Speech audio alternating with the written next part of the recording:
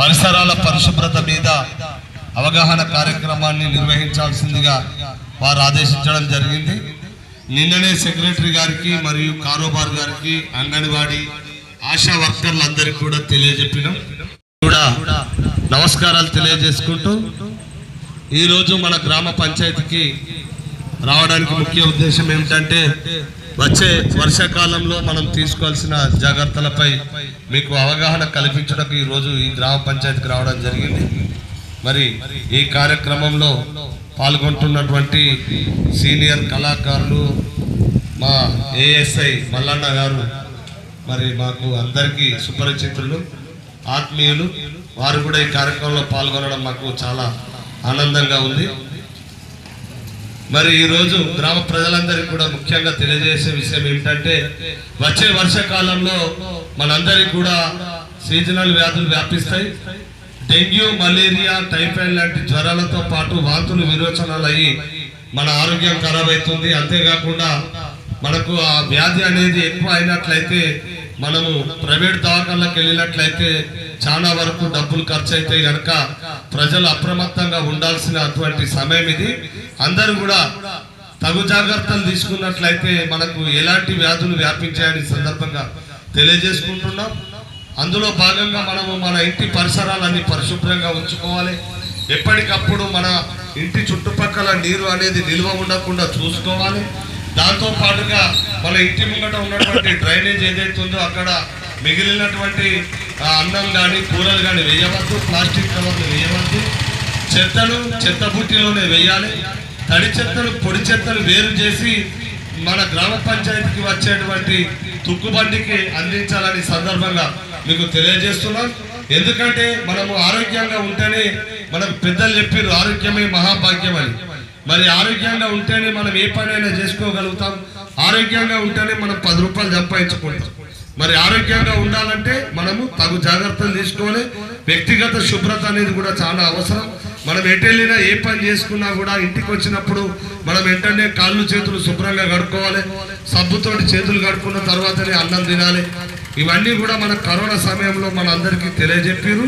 వాటిని మనం ఇప్పటికీ పాటించాలి. కరోనా సమయంలో తీసుకున్న జాగ్రత్తలు ఎప్పటికీ పాటించినట్లయితే మనకు ఎలాంటి వ్యాధులు వ్యాపించాయి. ఈ క్రిముల ద్వారా మనకు ఎన్నో వ్యాధులు వచ్చే ప్రమాదం ఉంటుంది. కనుక అందరూ శుభ్రంగా ఉంటే మనకు ఎలాంటి వ్యాధులు ఉన్నాయని ప్రతి ఒక్కరు శుభ్రతను పాటించాలని మా సురేష్ నాయక్ గారు చెప్తున్నారు. వారి పాట ద్వారా వినండి.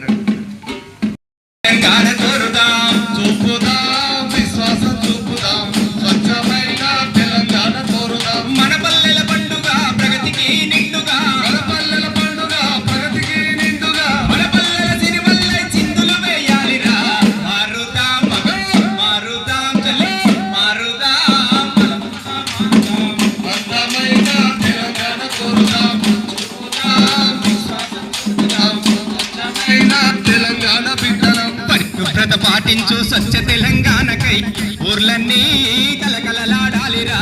వాడలన్నీ శుభ్రంగా ఉంచాలి.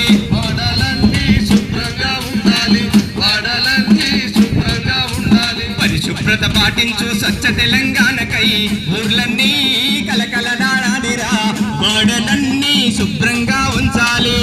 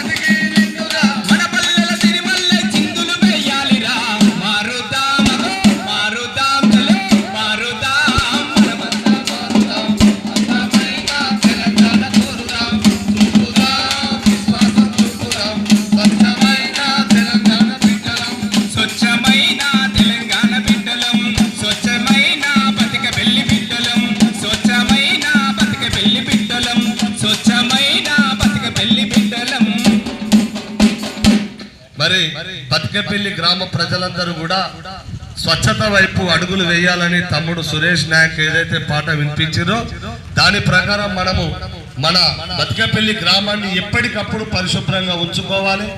మరి పరిశుభ్రంగా తర్వాత దోమలు అనేవి మనం పుట్టడంతో డెంగ్యూ, మలేరియా, టైఫాయిడ్ లాంటి వ్యాధులు వస్తాయి. కనుక ఈ విషయాలన్నీ మనం తప్పక గ్రహించాలి. మనము మన ఇంటి పరిసరాలన్నీ పరిశుభ్రంగా ఉంచుకున్నట్లయితే మనం అందరం కూడా ఆరోగ్యంగా ఉంటామని ఈ సందర్భంగా మీకు తెలియజేసుకుంటూ ఈ కార్యక్రమాన్ని ఉద్దేశించి మాట్లాడాల్సిందిగా మా మల్లన్నను కోరుతున్నాను.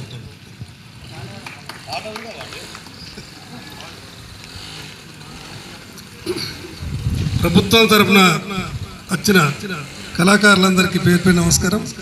మాతల దేవతల రూపంగా మాతలు వచ్చింది. ఇంకా ఇక్కడికి కళాకారులందరికీ, ఎందుకంటే మహా కళాకారులు మన ఫోన్లల్లో అక్కడక్కడ వీళ్ళంతా చేసిన కార్యక్రమాలన్నీ అప్పుడప్పుడు వస్తుంటాయి, యూట్యూబ్లో కూడా వస్తాయి. పరిశన్న బృందం అంటేనే పెద్ద అది ఇక మన మల్లిక్ తేజ, ఇక్కడ వీళ్ళందరి పేర్లన్నీ యూట్యూబ్ స్టార్లు. వాళ్ళ రోజు వస్తుంటాయి, నేను చూస్తుంటా, మీకు కూడా వస్తాయి. కానీ ఇక మీరు కొంచెం బాగా పని మీద పడేది. ఇది వీళ్ళు చెప్పేది ఏంటంటే వీళ్ళు కళ తరపున వచ్చిన వాళ్ళు కళాకారులందరూ ఏం చెప్తున్నారంటే మనం మంచిగా ఉండాలని. ఇప్పుడు వర్షాకాలం వచ్చింది, వర్షాకాలం వస్తే కొంచెం ఏది మనం చేతులు కట్టుకోవాలి. ఇంతకుముందు కరోనా వచ్చినప్పుడు చెప్పిర్రు, ఏమని చెప్పిర్రు, ఒకరి మూతి పెట్టవద్దు, మంచిగా ఇది అదే ఇప్పుడు ఏది ఆ రకంగా ఉండాలి. ఇప్పుడు చేతులు కడుక్కోవాలి, సబ్బుతోని చేతులు కడుక్కోవాలి, అన్నం తినేటప్పుడు కడుక్కోవాలి, అన్నం తినే ముందు కడుక్కోవాలి, మూత్రం పోయినప్పుడు కడుక్కోవాలి, లాట్రిన్ పోయొచ్చినాక కడుక్కోవాలి.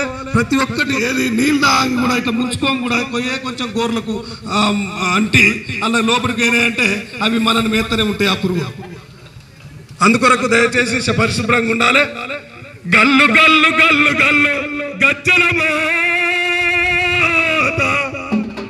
మన ప్రభుత్వ కళాకారుల బృందానికి చిరుతల మోత, గల్లు గల్లు గల్లు గల్లు గజ్జల మోత, మన ప్రభుత్వ కళాకారులకు చిరుతల మోత. మరొకసారి ధన్యవాదాలు తెలియజేస్తున్నా. మా మల్లన్న అంటేనే అందరూ పోలీస్ మల్లన్న అంటారు. ఆయన హోదా చాలా పెద్దది, ఏఎస్ఐగా కూడా పనిచేసారు.